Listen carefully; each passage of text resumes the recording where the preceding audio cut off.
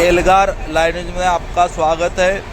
दिल्ली के जंतर मंतर में कई राज्यों से यहाँ भारत मुक्ति मोर्चा के पदाधिकारी आए हैं। इस भारत को ईवीएम से बहुत बड़ा खतरा है और लोकतंत्र को खतरा है, इसलिए इसको हटाना चाहिए। इसलिए दिल्ली में जंतर मंतर आया है और इतना बड़ा मोर्चा हो रहा है कि इस देश का लोकतंत्र खतरे में होने की वजह से इस देश का ईवीएम मशीन हटना चाहिए।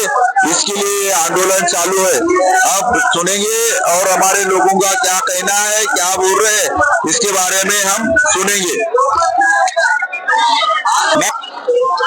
मैं विजयराज शेगेकर, राष्ट्रीय गुरु रविदास क्रांति मोर्चा प्रदेश अध्यक्ष महाराष्ट्र।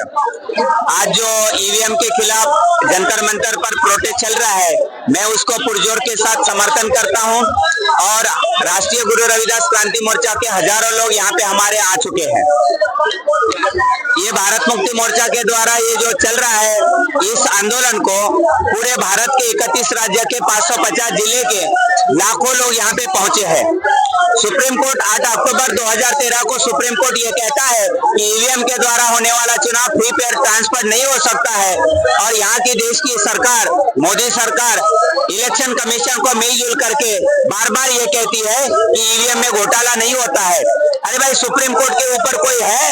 सुप्रीम कोर्ट ये कहता है ईवीएम के द्वारा घोटाला होता है और सरकार बोलती है कि नहीं होता है। ये जो आंदोलन था, ये 2 महीना पहले नियोजित आंदोलन था और मोदी सरकार ने पूरे भारत में गांव-गांव में ईवीएम के संदर्भ में जानकारी देना शुरू कर दिया। अगर ईवीएम इतनी अच्छी है तो फिर जानकारी देने की क्या जरूरत है?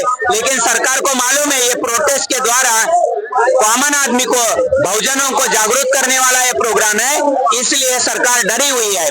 बहुत सारे लोग ये कहते हैं ये आंदोलन अगर होने के बाद अगर ईवीएम नहीं बंद हो गई तो क्या करेंगे?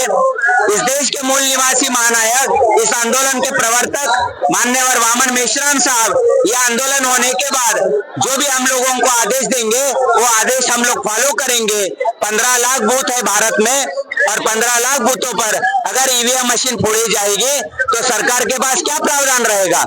अगर सरकार के पास वो ताकत है तो हमारे पास भी बहुजनों की ताकत है और बहुजनों की ताकत के पीछे हमारे महापुरुषों का बहुत बड़ा योगदान है। बाबा साहब ने हमको जो वोट का अधिकार दिया वो आज के समय में समाप्त होने जा रहा, उसको बचाने के लिए यहाँ जंतर मंतर पर लाखों की तादाद में भीड़ इकट्ठा हुई है। धन्यवाद।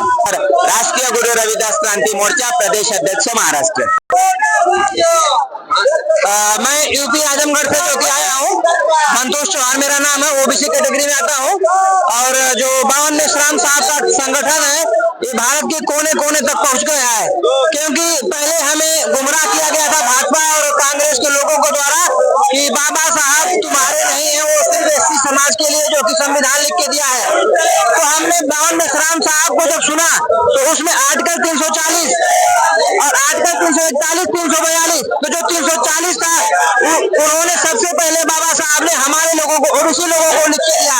मगर हमारे लोगों को गुमराह किया जाता है कि बाबा साहब ने आर्टिकल 341 एससी समाज के लिए पहले लिख के दिया। और आज जो हम लोग ओबीसी लोगों में जो क्रांति हो रही है और वामन मेश्राम साहब की वजह से हो रही है। आज जो देश में कांग्रेस और बीजेपी ये दोनों एक ही पार्टी है और ये ब्राह्मणों की पार्टी है, इसको आरएसएस चलाता है। क्योंकि ईवीएम किसी देश में नहीं चल रही है, जितने भी टेक्नोलॉजी के देश है उसमें ईवीएम बैन है। मगर आज भारत जो कि ईवीएम से चुनाव करा रहा है और ये धांधली पूरा वोटों की हो रही है, इसलिए हम लोग यहाँ पे जो कि प्रोटेस्ट कर रहे हैं ईवीएम के विरोध में। क्योंकि ईवीएम को जो कि सुप्रीम कोर्ट ने भी माना 2013 कि ईवीएम से फ्री फेयर एंड ट्रांसपेरेंट चुनाव नहीं हो सकता है। मगर इसके बावजूद चुनाव आयोग और कांग्रेस और बीजेपी ये तीनों मिले हुए हैं और ये तीनों मिलकर जो ईवीएम से चुनाव कराते हैं और लोकतंत्र की हत्या करने का प्रयास कर रहे हैं। और यहाँ पे भुखमरी चरम सीमा पे है भारत में। मगर लोगों को टेलीविजन के माध्यम से गुमराह किया जा रहा है कि भारत का जो कि विदेशों में डंका बज रहा है, जबकि अगर देखा जाए तो भारत जो कि सबसे आखिरी मैदान पे है, यहाँ भुखमरी चरम सीमा पे है और मंदिर मस्जिद धर्म के नाम पे लोगों को गुमराह किया जा रहा है। क्योंकि धर्म के आड़ में जो कि आतंकवादी हैं, ये हमारे देश के नहीं है। गुजरात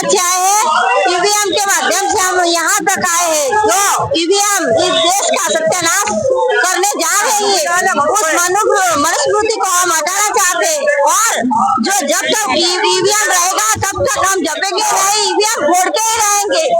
बैलेट पेपर से ही वोट होना चाहिए।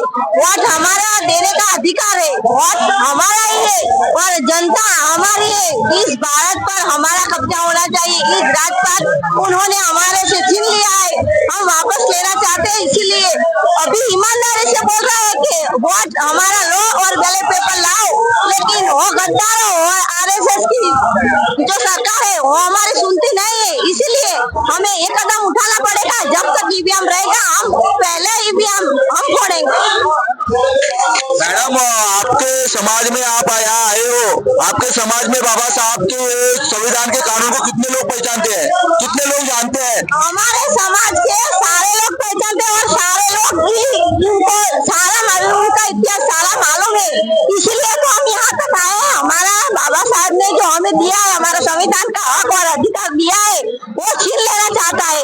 वो कोरोना काल में, वो कोरोना के काल में जो उन्होंने हमारे साथ अन्याय किया और वो बता रहे कोरोना है, कोरोना नहीं था। हमारा संविधान मिटाने का उन्होंने काम किया है।